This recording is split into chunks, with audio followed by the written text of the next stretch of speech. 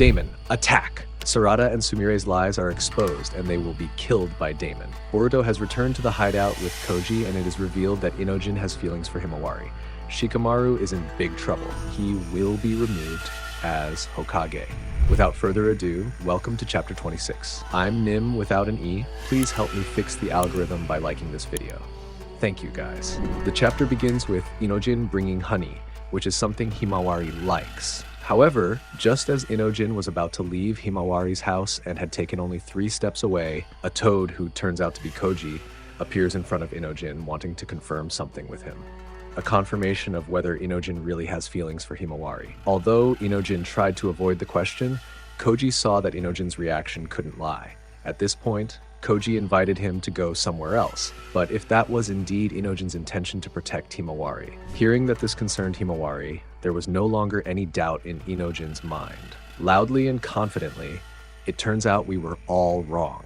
Inojin does indeed have feelings for Himawari. So even though Inojin wanted to find out who the toad was first, Koji said that if he wanted more details, he should come with him. A summoning technique brought Inojin to Koji and Boruto's hiding place. And as usual, the dialogue began with the usual question, "Who are you?" Koji explained that he was Kashin Koji, someone who fought to protect this planet from the threat of the God Tree. It turns out that Koji's identity is known to be from the Kara organization.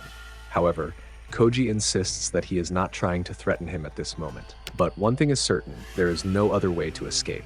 And even though the situation makes Inojin a little anxious, Boruto, striking a pose like Madara, suddenly says not to worry, because after the conversation is done, they will take him home safely. But before we continue with their conversation, the scene shifts to a place where Jura, Hidari, and Mamushi are talking to each other. However, while Jura is reading something, he suddenly sheds tears, as if he can feel emotions like a human being. It was a fictional novel that he had initially dismissed, but unexpectedly moved his heart.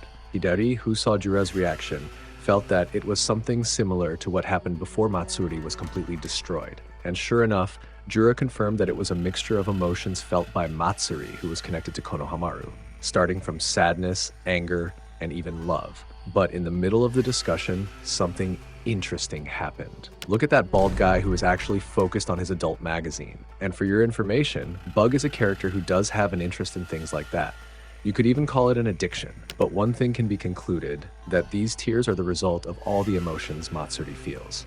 But when Jura asked Hidari if this was gross, Hidari actually thought it was something interesting.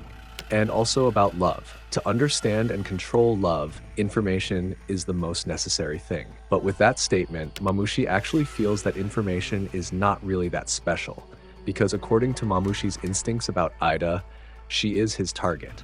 And what makes Mamushi wonder is why his instincts chose Aida.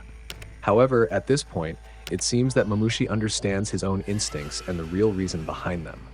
In other words, the reason Mamushi wants to eat Aida is not only because she is his target, but also for control. That way, Mamushi will be able to obtain Aida's excellent genetic information. But before we find out what Mamushi does next, the scene shifts to Konoha, showing that Inojin is currently helping Koji connect with Shikamaru through his technique. However, due to Shikamaru's complicated situation, he wants to continue this conversation later. But most importantly, Koji informs Shikamaru of a potential negative outcome he is aware of. The possibility that Shikamaru could be removed as Hokage. Because if that happens, where Shikamaru is removed as Hokage, it will also cause problems for Koji himself. So in other words, Koji will give all the advice he can. Yeah, ironically, despite his personality that fundamentally dislikes complicated matters, Shikamaru felt like resigning right away. And yep, now we are in a room with several Konoha elders, Konohamaru and Sai. Oh yeah, the man with the messy hair is named Lord Kobu. The dialogue begins with the Konoha elder mentioning the mission in the Land of Wind, which was proposed based on Shikamaru's plan and authority as Hokage. In other words, Shikamaru had made a unilateral decision that was outside the daimyo's plan, and that means the daimyo has now chosen Lord Kobu as the supervisor and is questioning his responsibility as the village leader. Especially lately, there's also the matter of Boruto as a fugitive ninja whose whereabouts are often questioned in discussions. At this point, Shikamaru explains that it's not just Konoha. The Land of Fire is currently under threat from the divine tree human, Shinju. And because the threat from Shinju cannot be overcome through negotiation or simply talking, at least that is the information he has obtained and some of the reasons for his decision. The details of the mission, including the selection of personnel, such as Konohamaru, Sarada, and Mitsuki, are all based on that information. However, in the middle of the conversation, Koji continues to guide, or more accurately, help provide answers if he shouldn't mention prescience. Because of that, Shikamaru is forced to not reveal all of this in detail. This is all for the safety of everyone. However, in the end, Shikamaru emphasized that in the midst of this complicated situation, he was only following his personal intuition and assessing that he must act based on the available information. And that means he will take full responsibility for the plan and its results. But as usual, the elders of Konoha are most concerned about the source of the information. They even suspect that it all came from a rebel ninja, like Boruto. Even more ironically, Koharu suspects that all this information about the ecology of the shinju and the like, including rumors and other truths, is part of Boruto's evil plan to dismantle Konoha from within. In other words, they believe that all of this was part of Boruto's plan for revenge against the village.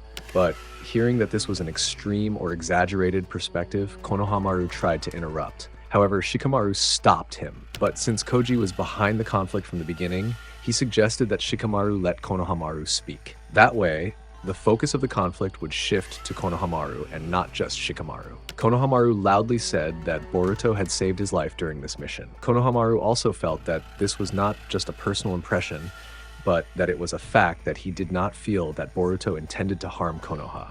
But with that statement, Koharu considers him a fool. Koharu also mentions Naruto, who was killed by Boruto. So this cannot be used as an absolute excuse. As a criminal, Boruto must be killed. At this point, Koharu does not want to hear any nonsense about criminals like Boruto, and there is no room for debate. But in the end, whatever the defense of Boruto is, if it concerns the security of Konoha and the Land of Fire, then anyone who has contact with a criminal ninja like Boruto will be a serious problem. This means that at this point, Koji has saved Shikamaru. By letting Konohamaru say everything, he will now be interrogated personally.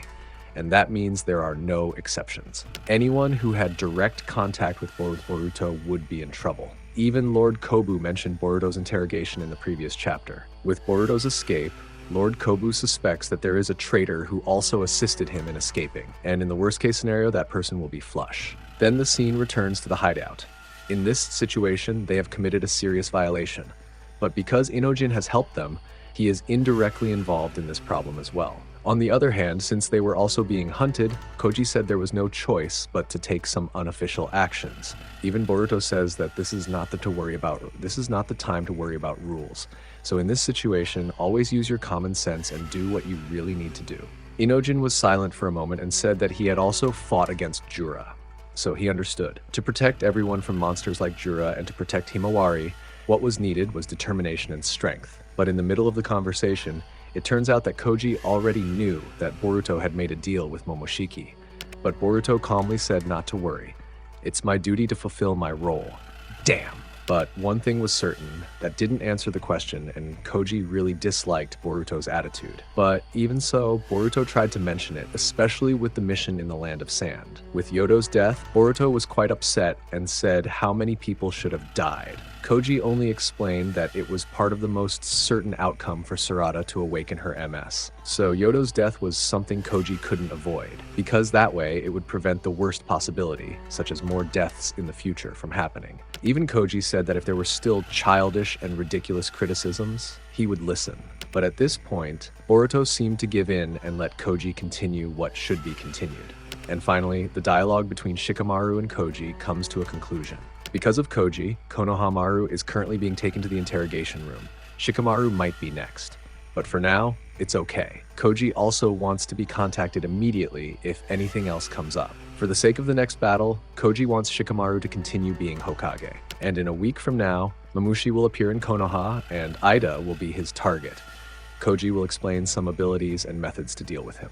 Then the scene shifts to a place where Aida and Damon are with Sumire and Sarada. Without further ado, Aida immediately asks a question that surprises them both. When will Sarada confess to Boruto? At first, they seem confused and pretend not to understand. But at this point, Sarada herself is not so sure. After all, it would be awkward and scary. However, because Sarada's answer did not match Aida's expectations, she turned to Sumire. The difference was that Sumire was waiting for the perfect timing. And maybe Sumire would confess suddenly. but for some reason, Aida's reaction was so excited. But in essence, Sarada and Sumire acknowledged that in the end, the most important thing was Boruto's own feelings. But with this situation, Sumire thought that Boruto didn't have time to think about things like this. That meant that the two of them could only resign themselves to Boruto's true feelings, especially since this was something that Boruto might ignore in the midst of the Shinju threat. But once again, Aida asked a question that surprised them both. It was a question, or rather, a confirmation, asking whether they were enchanted by Aida or not. An unmistakable look of panic appeared on Sumire and Sarada's faces.